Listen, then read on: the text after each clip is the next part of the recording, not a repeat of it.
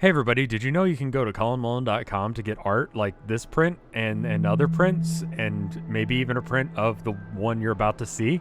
You could go there, buy it, and put it on your wall. Inside, because outside, they're not weather resistant, so it wouldn't be good for them.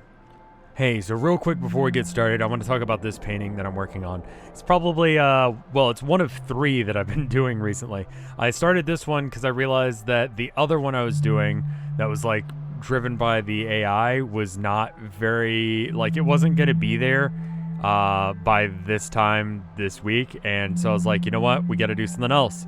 And that one was to make up for the fact that the My Summer Car one wasn't going where I wanted it to go. So this one now exists.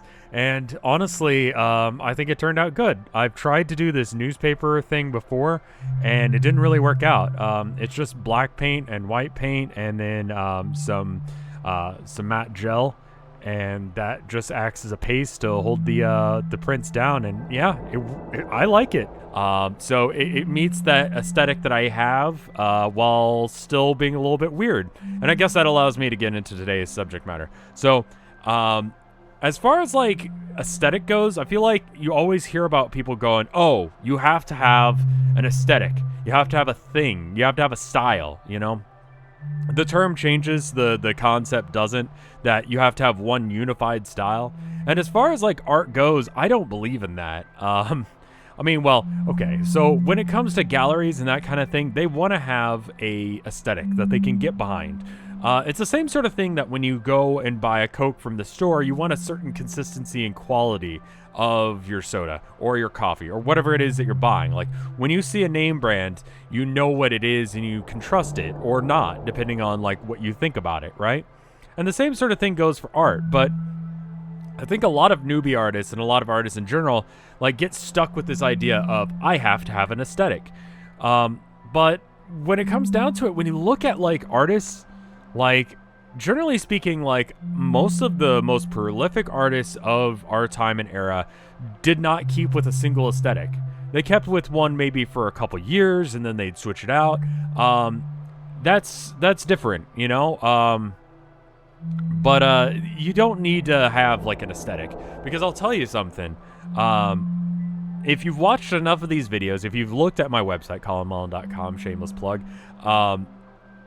you'll notice that there is a cohesive style to it, despite the fact that some of them are very different. You'll notice that there's certain things that I do consistently in my work, and what it comes down to is I like certain things.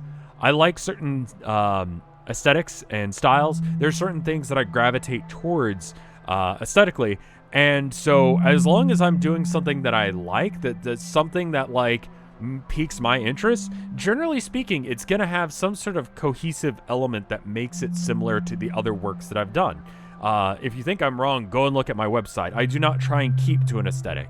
I try and I think of it more as I want to complete a certain project, a certain idea. So even this one, I made sure that it had elements that I would enjoy before getting in on it. And a lot of that has to do with the color palette. A lot of your primary colors, that's something that you'll notice in a lot of my works. It's got lots of darks, lots of brights. And so that just makes for a cohesive style that I've got. All of them have that. Either I have more dramatic lighting. I have a very high saturation sort of thing going on. You can see the value shifts. They're not very subtle. They're usually, excluding the midtones, either it's all kind of the same-ish, and then you have those huge spikes that really draw your interest one way or another. And so that's what I do in my work. And if you'll notice, that's the same on all of them. There will be some dead areas, but then you'll see some huge contrast. And then the color palette, like I said, is the same. The subject matter, rarely including humans, is the same. There's a certain quality to the emotion of all of them that is just sort of the things that I enjoy or the things that I don't enjoy. And they all have a little bit of a sense of humor if you know what's going on. So that's just sort of my aesthetic. That's my style. I don't but I will go outside that. I will do things outside of my aesthetic every now and then. I will do things outside of my comfort zone because I'm still trying to develop that and I'm still trying to make that better. So unless if you're trying to get into a gallery or you're trying to do a commission, there is no reason to keep to a certain style, you know? You shouldn't lock yourself down that much. There are things that I like personally that are going to show up in every single work that I do forever, because at my core I like those things. And I'm sure it's the same way with you and your stuff. In addition, if you're working as a designer, and I'm not a designer, but, and I've covered this, I'm sure, on videos in the past, if you're working as a designer, you need to be able to draw whatever. If you go to work at a video game company, they're going to be like, cool, we need a dude in like super awesome armor and a cool gun. And then the next one, you may be playing or you may be making some like cutesy game or whatever. And you're going to have to shift. You can't have that burly, scruffy looking dude in the cutesy game. Although that could be, you get what I'm saying. Being able to like be diverse and being able to have that style is really important if you're a designer. And if you're an artist, locking yourself down too much will actually end up hindering you. So I think this whole concept of, oh, you gotta have a style, you gotta have a look, you gotta have an aesthetic, you have one.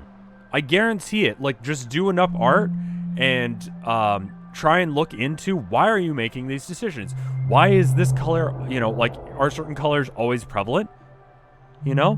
And like, if you get bored of that color, for instance, you're using pink in every single work you've got, and you're just like, man, I hate this color now. I hate seeing it all the dang time.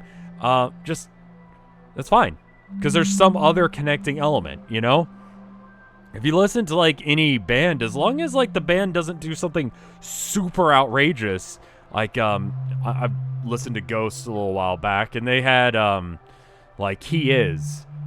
Like, I don't know if I really care for that song, but like, it kind of fit with the rest of the aesthetic that they had, so it's like, it felt like a Ghost song. Like, if you listen to it, it feels right. If you go with like an Unforgiven from Metallica, same sort of deal. It seems like something Metallica would write. You can hear that, and then you can hear something like Enter Sandman or One or any of those other songs, and it still sounds like them, Despite the fact that the tempo and the aesthetic of the song may be different, you're not like, whoa, what is that? Like, that's a weird choice, right? It still feels right for some reason.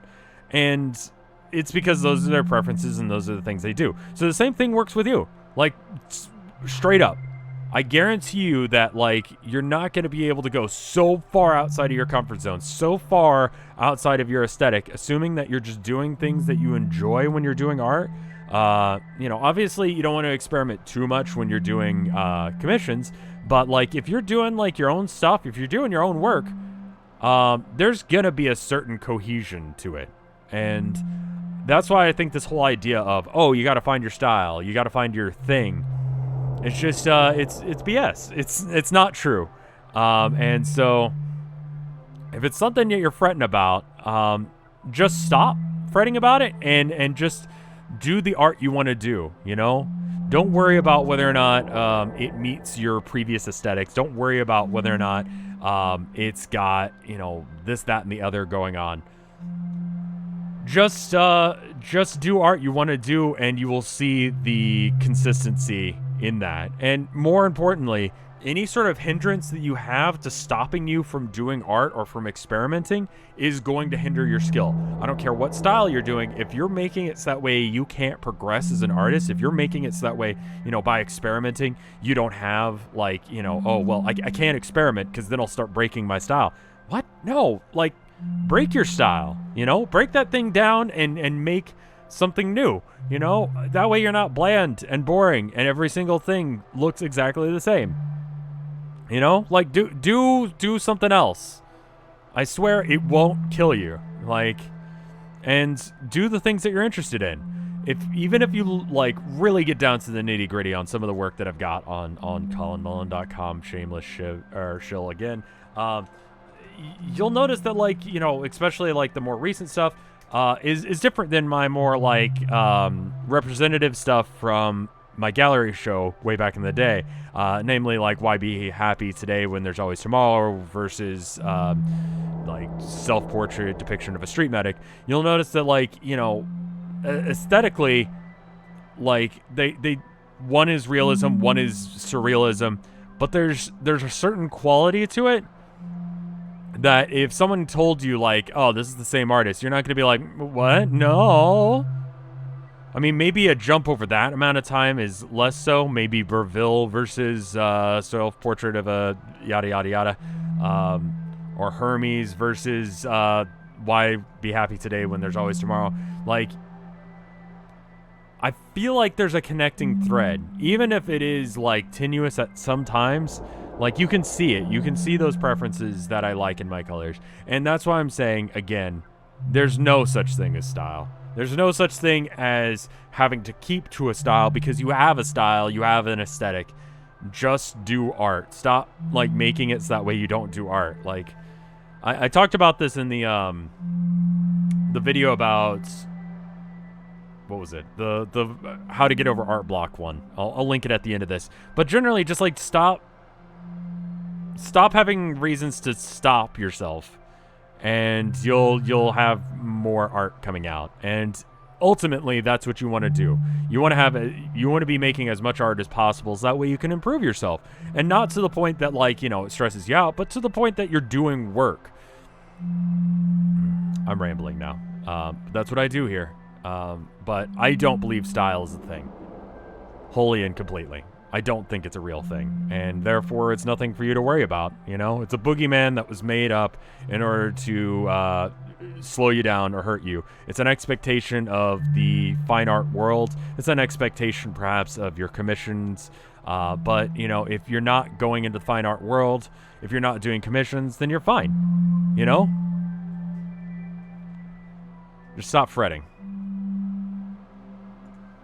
Long story short, your style is the collection of your experiences, the things that you want to express with your art, and your own personal preferences of what you like. So just go and find that. And that's going to change with time. You're a growing human, I presume. So you're going to change that over time. You're not a static person, and so you shouldn't have to do static, always the exact same kind of art. Anyway, before I leave you guys, I want to just thank the patrons on patreon.com/RevScarecrow. Link in the description if you want to go ahead and support me and have your name read out in the description. Anyone at the $5 Discord tier on up gets their stuff read. If you're at the $10 tier, then I'll do a critique of your work. If you're wondering where that is, it's going to come out as soon as the payment goes through. So you should be seeing those soon. Make sure you send me your art if you are in that tier. Anyway, thank you, Watfu. Thank you, Tilda, my almost wife. We're almost there. Thank you, Plex. Thank you, Phoenixia Theoran. Thank you, Maffa. Thank you, LW. You didn't correct me last time, and I think I'm right. James at Games, thank you as well. Thank you, Guyuzan. Thank you, Duxu. Thank you, Bubba Fair. Thank you, Andy S. And thank you, Amber. Y'all are great. Thank you guys. No matter if you can support me monetarily or not, just coming by and watching the videos and seeing this actually work out means a lot to me. So don't feel bad, you know? Honestly, thank you guys. And I will see you guys for the next one. Check in for streams. They're kind of intermixed. Hopefully that should pick up here soon. I'm going to do my best to stream about 10 or 11 more times before the end of October. So we'll see. All right. Anyway, bye.